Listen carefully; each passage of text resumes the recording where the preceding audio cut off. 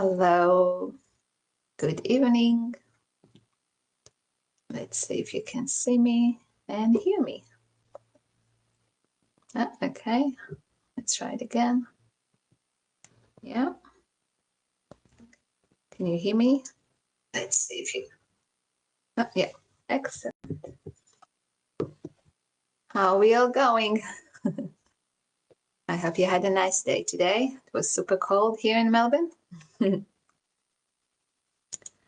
Okay, so if you're here, come and say hi. If you're new to this group, welcome.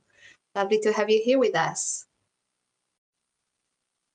If you see it later on replay, #replay, so I know you watched this. I'm going live every Thursday night at 6 p.m. Australia Eastern Standard Time. Tag your friends who struggle with lack of confidence, anxiety, fear, or self-doubt, and invite them to join this group so they can have this training as well. If you don't know me, I'm 𝐬𝐞𝐥𝐟-𝐝𝐨. I'm a trauma therapist who helps female equestrians all across Australia to become confident riders by overcoming fear, anxiety, and self-doubt. So today I want to talk about something that I hear all the time, and it is, I'm trying to stay positive, but the fear is still there. So if that's you, if you've been telling yourself to just think positive or just breathe, but still feel so anxious or frozen, this video is for you. So let's talk about why positive thinking isn't bad, but it's also not enough. You see, we live in a world that loves quick fixes and motivational quotes, right? Just think happy thoughts. You've got this, so fake it till you make it, right? And, you know, I appreciate mindset, and it does play a role in confidence. But for riders who are holding fear in the body, especially after a fall, a trauma, or a long break, telling yourself to just think positive can feel hollow, or worse, it can feel like gaslighting yourself. Because if your body is saying, no, I don't feel safe, no amount of happy affirmation will convince your nervous system otherwise. You know I tried it myself, and the ladies I work with told me the same thing. I know firsthand how it feels to go and spend time with your horse feeling anxious with butterflies in your stomach. I remember my hands were shaking and I was stuck in my own head. I wanted to ride, however, I couldn't shake the nerves away. I knew my horse is a calm horse. I actually have been riding him for his previous owner for the year before I bought him. And he was standing perfectly still while I felt so shaky. I felt that I couldn't share this feeling with anyone, as people wouldn't understand and might judge or laugh at me. So I decided to handle it by myself. I tried breathing, physical exercise like, shaking the body, relieve the tension. I remember doing jumping jacks near the stables to shake off the butterflies. That didn't help. I decided to just get on and ride my horse and get it over and done with. And I thought, okay, I'll think positive, I'll be fine, because I know how to ride. So to be frank, that didn't help me either. So when I ended up on the horse, my body was stuck and frozen and heavy, and I felt like a beginner again. And I couldn't understand two things. One, why am I feeling this way after being around horses for 30 years? And two, why am I nervous? My horse is standing still. Nothing is happening around me. Sounds familiar? So months have passed and I was progressing very slowly while the voices in my head kept saying that I'm not good enough, or what are you afraid of? You know how to ride, don't be silly. Another voice even reassured me by saying, you've given birth to 2 children. Horse riding can't be more scary than that, right? Well, apparently, apparently common sense does not help when you feel anxious. Your brain is not thinking right. You are in a survival mode and your body is just trying to survive the situation. Because fear isn't just a mindset problem, it's a nervous system response. So when you've had a frightening experience, even if it was years ago, your body remembers. That fear response gets stored in your muscles, your breath, your posture, and the reflexes. That is why I felt frozen in the saddle once I hopped on. So I'd like you to remember that the next time you're near the mountain block or you pick up the reins, and your body might go into fight, flight, or freeze mode before your logical brain even has a chance to step in. Don't be so harsh on yourself. In that moment, your thinking brain isn't running the show. Your survivor brain is. And I'd like to focus on that for a bit. So when your nervous system detects a threat, whether it's a real danger or perceived one, like mounting after a fall, it shifts into survival mode. That means the part of your brain responsible for rational thought, the prefrontal cortex, goes offline. And instead, your amygdala, the part of your brain that scans for danger, takes over. And your body prepares to fight, flee, or freeze, even if you're just standing next to your horse. So what does it mean in real terms? Well, it means that you can't use logic through a panic response. You can't use affirmation to help you out of a triggered state, and you can't override biology with mindset alone. Your body doesn't feel safe, so your brain can't access clarity.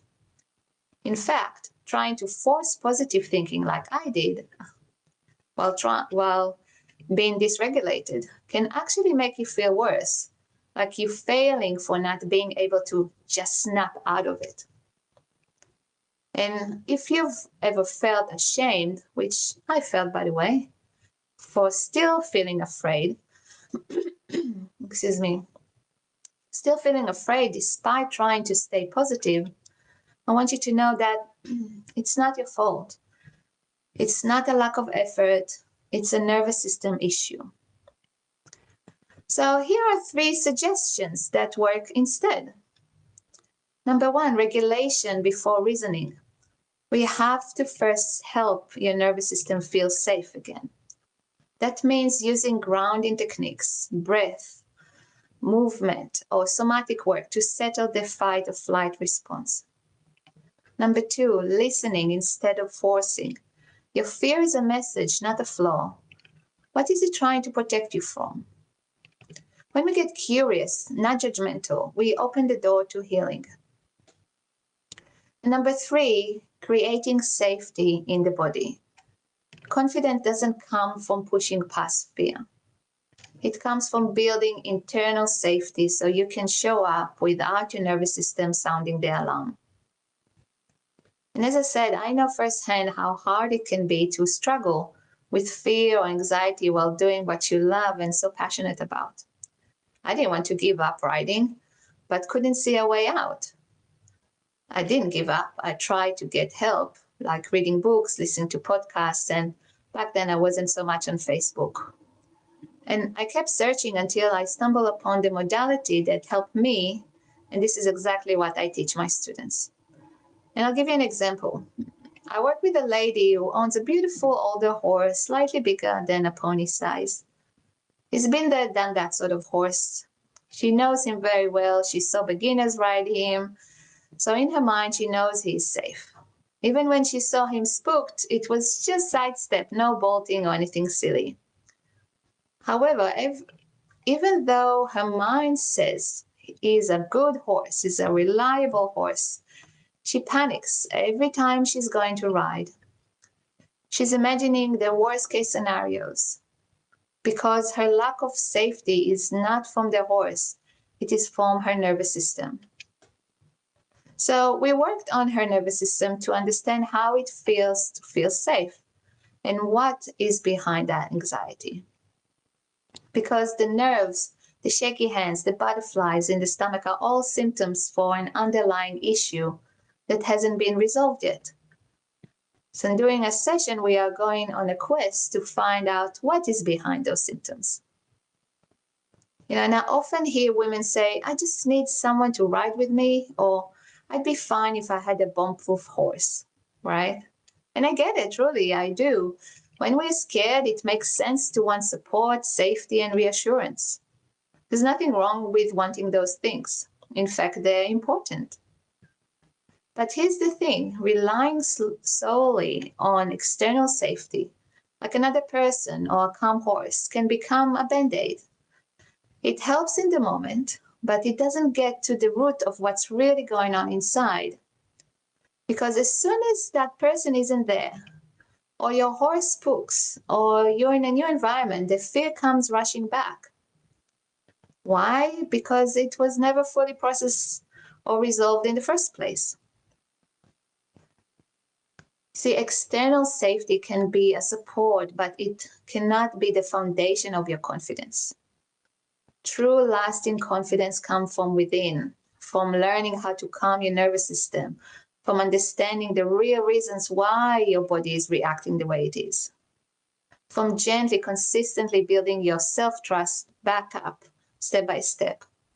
So yes, ride with a friend, choose a safe horse, but also give yourself the chance to build the inner safety that stays with you. No matter where you ride, who you ride with, or what your horse does. That's where your real power is. And I talk with a lot of women who say to me, Abby, I tried counseling and it didn't work. I'm not sure your way will help me. I feel like I'm a lost cause. So I wanted to explain more about what's the difference between what I do and talk therapy. And the biggest difference is this. I don't just ask you to talk about what happened. I help you actually process it in your body. When we talk about a trauma or fears, we re-traumatize ourselves. We repeat the same story over and over again. And often I hear from clients that left that counseling session, they actually feeling worse. Because here's the truth no one tells you. You can understand your fear, your trauma, your triggers intellectually, and still feel just as anxious, stuck, or frozen. That's because talking helps the mind, but trauma lives in the nervous system. So in my work, we go beyond words. We tune into what your body is holding on to. We process the emotions and the feelings that are attached to that story. We build safety slowly. We use gentle, body-based tools to shift stuck survival responses like fight, flight, freeze, and fawn. It's not about rehearsing the past. It's about helping your body feel that it's safe again. And most importantly, bring closure to the past events, close the trauma loop so we don't need to carry it anymore. This is how you feel lighter and more at ease. That's the kind of healing that lasts, a trauma-informed, nervous system-focused therapy, where we are not just talking about it, but moving through it. Okay, so what should you do if you know your horse is safe and you're still a nervous wreck? Well, we need to go deeper than the mindset, right? We need to work with the nervous system. And I'd like you to try and connect to your body. Use grounding techniques like feeling your toes, touching a fabric. Look around and tell yourself, what can you see? This is the first part to bring your body to present moment and find connection. Because the more you're in your body, the more you are present. And anxiety's grip softens. This is trauma support work, not just saying, I've got this, and fear goes away. That would be great if it would work this way, wouldn't it? So remember, if anxiety or fear show up, one, we start by acknowledging and creating curiosity about what your body is really saying without judgment. We don't want to push this emotion away if we can. We want to stay with it and be curious about it. I know it's not easy, so don't be so harsh on yourself if it doesn't work. Connect to your body and allow your nervous system to be in the present moment. You can use breath work, grounding techniques, movement, somatic tools. By creating space to feel safe again, both in your body and around your horse, We rebuild confidence not by pushing, but by listening, honoring, and supporting your body's pace. This is how we make last change. Not by overriding fear, but by understanding it. So if you've been stuck in fear and positive thinking hasn't helped, please know you're not broken. Your body is just trying to protect you in the best way it knows how. And with the right support, you can shift out of survival and into trust, one gentle step at a time. If this spoke to you, I'd love to hear from you. And if you're ready for deeper support, I currently have 2 spots available for one-on-one trauma-informed support this month. All you need to do is comment the word me, and we can start by chatting over the phone just to make sure we are a good fit. Thank you so much for listening, and until next time, take care of yourself.